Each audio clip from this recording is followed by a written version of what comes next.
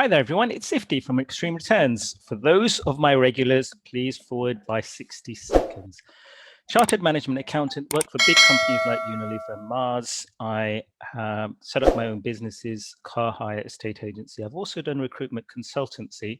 Jump over to YouTube, just type in Iftiuddin My Story. Fun cartoon I've made. I really enjoyed making that, actually. And I've been featured on the BBC, plus many other places. I set up extreme returns on Etoro. Stats are reasonable. 14% this month so far. Markets, US markets haven't opened. It's the 22nd of February. Got 38 copiers. Thank you to each and every one of them. 240 followers. What are you doing following? Jump in and copy. And if you wouldn't mind, also subscribe to my channel. It's only got 89 subscribers, but that's okay as long as it's quality and it grows. Like my stock portfolio. Okay, so markets are expected to take a small hit. And the reason for that is because treasury bonds have been increasing in their yields. Now, what does that mean? Well, when you type in bond yields into Google, this is what you get. US mortgage rates jump on higher treasury yields. So when mortgage rates jump, people have less disposable income and people have less to spend and to save. The dangers of today's low yielding, high yield market. So it's sometimes low yielding in the short term, high yielding in the longer term. So there's 10-year treasury bonds and there's 30 years treasury bonds. So what happens when bond yields increase? Well, they're inversely proportional to equity returns. Now, what does that mean? So what that means is when bond yields decline, stocks go up. When bonds yields rise, stocks tend to go down. Now, there is a difference between short-term and long-term yields, and let's come on to that. So one of my favorite authors, Ben Carlson, Wealth of Common Sense. I'm going to order his book, actually. He's done a whole piece on this. I'm not going to go through all of it, but let's just go through some of it. And the title is, How Does a Stock Market Perform When Interest Rates Rise? So what he's done, he's gone back in time and said, look, in 2018, from late September through to Christmas, the S&P went down by nearly 20%. And the funny thing was that it came out of nowhere. Nobody understood why. And he says, our brains don't do well with randomness, so inventors are constantly in search of a narrative to fill the void. So what people thought, it must be the Fed's fault. Now, the Fed is, in America, obviously, they're in charge of their central bank, they're in charge of interest rates and monetary policy. So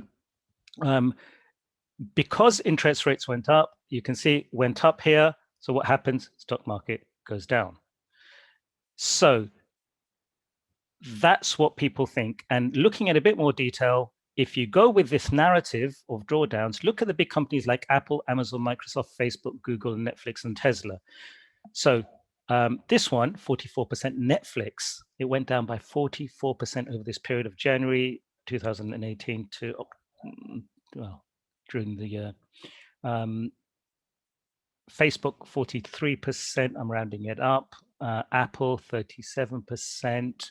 Amazon, 34%. Microsoft is the only one of these stocks to outperform the market in the downturn. And the funny thing about this bear market is if you take Apple, for example, it saw its P ratio nearly halve. So it went down to 13 times. So P ratio is simply price earnings ratio. I've done a separate video on that. Have a look at that. It means that it's cheap. So now, to give you an example, Apple is trading at 35 times earning. So it's tripled.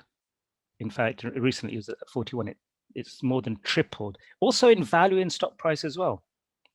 So having a mini crash isn't such a bad thing if you've got excess cash to put in. So my suggestion is if you've got some cash, put it in. Leave it to one side, and then it will make you money later on. So I'm not going to go through the differences here, but what he's saying is that there is obviously 1-year treasury bills, 5-year, 10-year, 30 years. And it depends upon the yields of each one of those. They're all paying different amounts.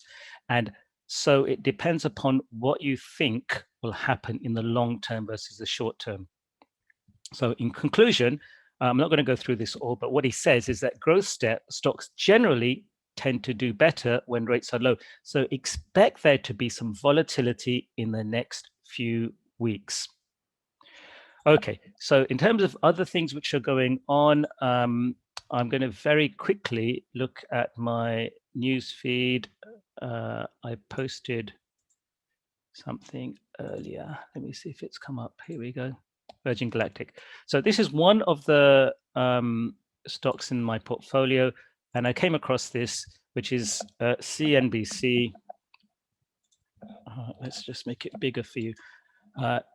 Took a big hit on Friday because Virgin Galactic has delayed the weekend spaceflight test. Its shares were dropped by 8% because of they've got to do some more technical checks to make sure everything's ready. I expect, look at this. Virgin Galactic stock has soared more than 450% since the company went public in October 2019. This is a volatile stock. It's only 3 or 4% of my portfolio, so don't worry. It will go up and down a lot. I expect this to go up by a lot more than 450% in the coming years, although it has done fantastically. Okay, that's my 5 minutes up. Final plug, do consider an Asian fund. My wife, Adiba, has got an Etoro account called Asian Tigers, 78 followers, 16 copies. Thank you to all of them. She is Asian focused only. So it's the largest area. It's trading block. It's done nearly 12% this month alone. And she's got a portfolio of some really good companies. Baidu, C, JD, Meituan, Pinduoduo, New Technologies, and so on. That's me for the moment. Thank you very much for joining in. Really appreciate it. You guys take care and bye.